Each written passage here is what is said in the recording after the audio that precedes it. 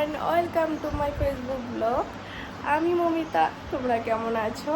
আমি তো খুব ভালো আছি। তো আজকে আবার একটা ব্লগ নিয়ে চলে এসেছি। তো আমি এখানে স্নান টান করে রেডি হয়ে গেছি। তো আমি আছি এখন বাড়িতে।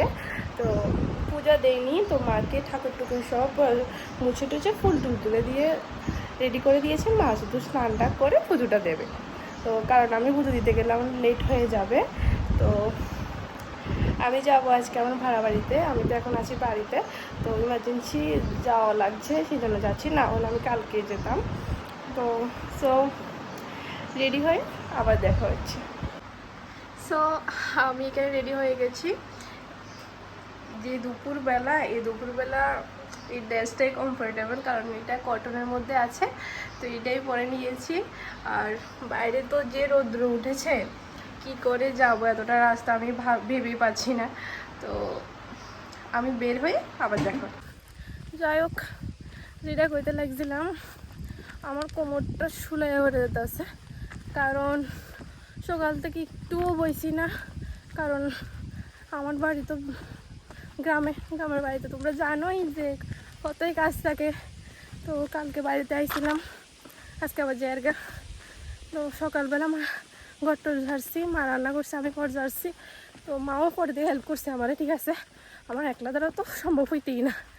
তো হেল্প করে স্নান করছি, স্নান করে তো ঠাকুর টুকুর একটু সব রেডি করে বাইরেছি। তো যাই আইতে লাগছিলাম, তখন রাস্তার সাইডে বাড়ির সাথে কয়েকজন বাইরে দেখছি, তারা স্কুল থেকে আইতেছিল। তারা দেখে মনটা একদম খারাপ হয়ে গেছে।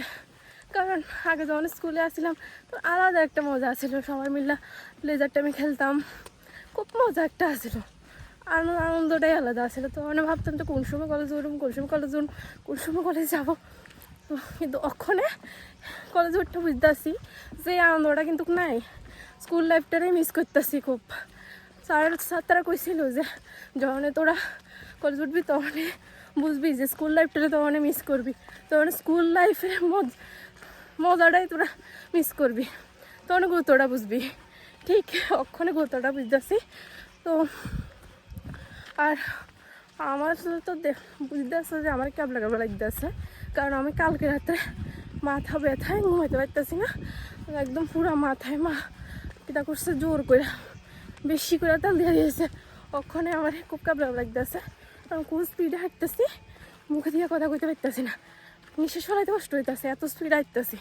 তো তোমরা লোকে স্টেশনে দেখা হইতে, স্টেশনে ঢুকতে দেখি ফাজিলরা বয়া রয়েছে, সবাই দেখি বয়া রয়েছে। এবার করে কিরে ফোন করছিলাম তা গেরে, এবার তারাকেও আমি গেরে ফোন করছি না, এটি নিয়ে কতক্ষণ ফাইজলামি উঠছে, ঝগড়াঝাটি হইলো।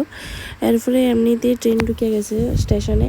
তো এবার তাড়াতাড়ি করে আমরা সবাই যাইতেছি, তারাও আগে দিয়ে গেছে গা। ফাজিলরা তো আমরা ফেলে যাইতে গেছে, এখান দিয়ে দাদা গীতা করছে, আমার থেকে বাল্টিটা লইছে তাড়াতাড়ি করে হাঁটুনের লাইয়া, কারণ আমি যে আসে যাইতেছিলাম। এরপরে এই দেখো ট্রেনটা দাঁড়িয়ে গেছে, আমিও তারারে কইছিলাম তারা আমরা আইতাছি। তখন তো দূরে ট্রেনে উঠছি। এরপরে আর ভিডিও করতে পারছি না, কারণ সবার লোক একটু কথা কইছি। তো এরপরে এবার তো ওখানে বিনা স্টেশন চললেই আইছি। তো নামার আগে একটু ক্লিপ নিয়ে নিয়েছি আর কি। তো এই যে দেখো বাল্টিটা নিয়ে সবাই ফাজলামি করা আরম্ভ করছে, আমার যে বাল্টিটা করে কি আনছ কি সেই খুলে দেখতে আছে। তো আমি কোথাছি যে চানা বুট বেচতাম আইসি ট্রেনের মধ্যে, বেচলাম চানা বুট লই আইসি। এরপরে এই দেখো স্টেশনের মধ্যে মানুষটি সব লাইন ধরে রয়েছে, শুধু ট্রেনটা দাঁড়ানোর অপেক্ষা, আর নামবার লাগেও দিত না। এরপরে আমরা গাড়ি কাছে চলে আইসি, সবাই মিলে প্ল্যান করছি যা হাইটা যেতাম না, স্টেশন থেকে একদম গাড়ি করে যামগা। তো সবাই একটা গাড়ির মধ্যে উঠছে। তো উঠলে কি হবো, এক গাড়ির ড্রাইভারে আরেক ড্রাইভারের বকা আরম্ভ করছে, কারণ তাই না গাড়ির মধ্যে 6 জনের উপরে হয়ে গেছে এর লাগে বললে। তো আমরা সবাই করতেছি চলে এসে আমি রুমে। আমার শরীরটা দেন না, হাতে ছিল বালতি, এরপরে আর কাছে ছাতি আছে, তো এর লাগে বললাম ভিডিওটা অন করতে পারছি না। রাস্তার মধ্যে আর আইয়া একবার রুমে আইয়া ভিডিওটা অন করছি। জাগটা গরম, জাগটা ভিতরের মধ্যে মারাত্মক গরম গাইস। তোমরা এখানে কেমন গরম পড়ে কমেন্টে জানাবা।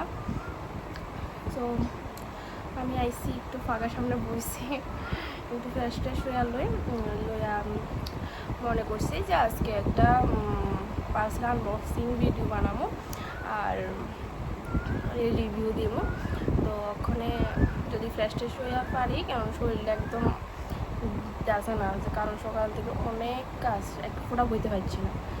তো সো টাটা, আবার পরে দেখা হবে নেক্সট আরেকটা ভিডিওয়ে। টাটা, সবাই ভালো থাকবে, সুস্থ থাকবে।